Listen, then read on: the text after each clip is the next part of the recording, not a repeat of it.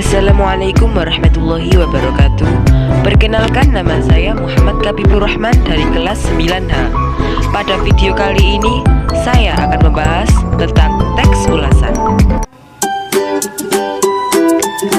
Teks ulasan adalah teks yang digunakan untuk mengulas dari hasil pengamatan, pemeriksaan, dan hasil pada penilaian suatu karya, baik itu dari buku, novel, maupun film. Fungsi dari teks ulasan adalah untuk menilai dan mengkritik mengenai suatu karya yang diulas.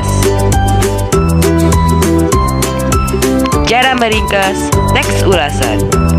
Hal pertama yang perlu kita lakukan yaitu membaca bacaan dengan seksama secara berulang.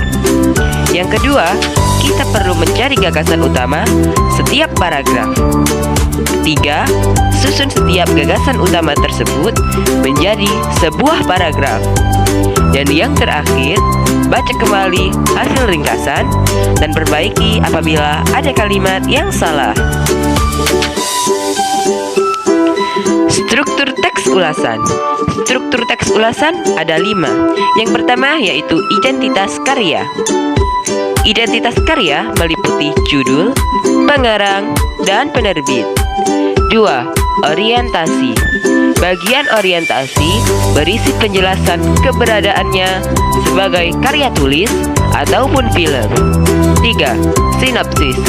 Sinopsis berisi ringkasan penggambaran, pemahaman tentang suatu karya.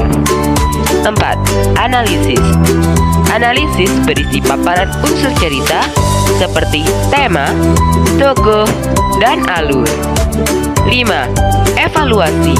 Bagian evaluasi menjelaskan kelebihan dan kekurangan suatu karya. Kaidah kebahasaan teks ulasan. A. Teks ulasan menggunakan konjungsi penerang. Contohnya bahwa, yakni, dan yaitu. B. Menggunakan konjungsi temporal seperti sejak, kemudian, dan akhirnya. C. Menggunakan konjungsi penyebab, yaitu karena dan sebab. D. Penggunaan kalimat saran. Menganalisis kekurangan dan kelebihan teks ulasan. Kekurangan teks ulasan. Kekurangan teks ulasan dapat terjadi karena unsur-unsur dalam karya tidak lengkap, seperti tidak adanya identitas penulis. Kelebihan teks ulasan. Kelebihan teks ulasan adalah apabila menggunakan bahasa yang mudah dimengerti, isinya yang menarik, dan mengandung hal yang bermanfaat.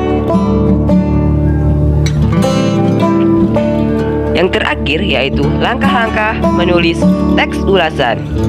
Hal pertama yang perlu kita lakukan dan yang terpenting adalah menentukan tema.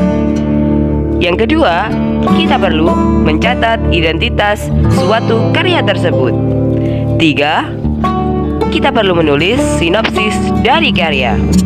Lalu, kita juga perlu menulis pendapat tentang karya mengenai unsur intrinsik.